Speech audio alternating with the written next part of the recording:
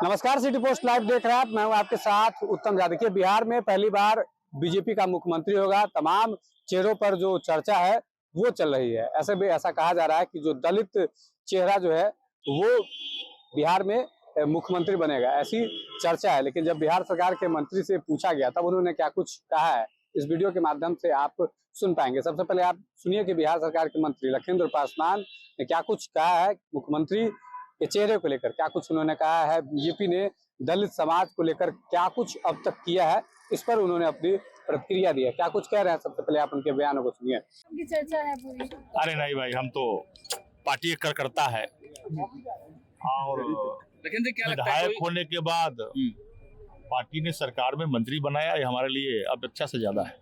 क्या लग रहा है कोई दलित सीएम बनना चाहिए बिहार में? हमने कहा कि बिहार सरकार में मंत्री हूँ, दलित समाज से ही आता हूँ।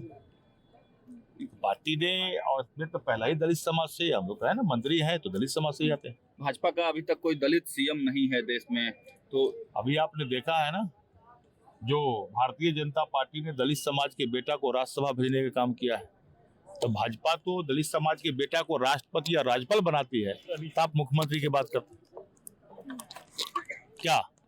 आज कार्यक्रम था, सम्राट चौधरी नहीं पहुंचे, कहा जा रहा है कि नाराजगी की बातें आ रही। नहीं, कार्यक्रम में उनकी कार्यक्रम कहीं रही होगी, क्योंकि अंबेडकर जी के जयंती संबंधी तैयारी का भी बैठक था और महात्मा ज्योतिबा फुले जी के जयंती समारोह हम लोग मना रहे थे। और बिहार सरकार के माननीय उप मुख्यमंत्री जी, कई माननीय मंत्री जी, हम सब लोग पहुंचे। आपने देखा जयंती समारोह में मनाया। सब आदमी के कार्यक्रम तय पहले से रहता है, तो हो सकता है उनकी कार्यक्रम पहले से कहीं तय रही होगी। अचानक आप लोगों को कहा गया कि पटना में ही रहना है? निश्चित रूप से सभी विधायक पटना में हैं।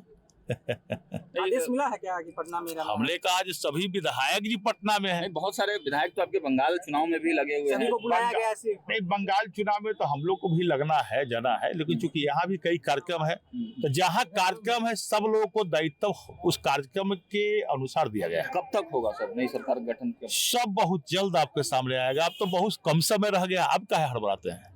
बहुत कम समय रह गया, तो आप तो हड़बड़ा भी नहीं, बहुत कम समय। सुधाकर सिंह कह रहे हैं कि जो भी सीएम बने जेडीयू से, नहीं तो समझा जाएगा कि नीतीश मजबूर है। सुधाकर सिंह जी की बातों को कोई तरजीह नहीं देती है।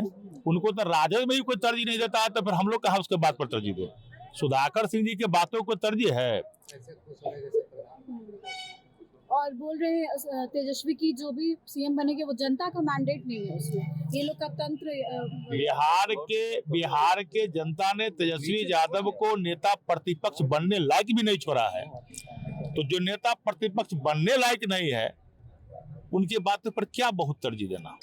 आपने सुना कि बिहार सरकार के मंत्री लखिंद्र पासवान ने क्या कुछ कहा है। वहीं आज जो कार्यक्रम आयोजित किया गया था उसमें सम्राट चौधरी भी नहीं पहुंचे थे, इस पर भी उन्होंने अपनी प्रतिक्रिया दी है। सम्राट चौधरी को लेकर क्या कुछ कहा है। वहीं बिहार में मुख्यमंत्री कौन बनेगा, किसकी चर्चाएं, सब तमाम बातों पर वो कहते हुए नजर आ रहे थे। धन्यवाद।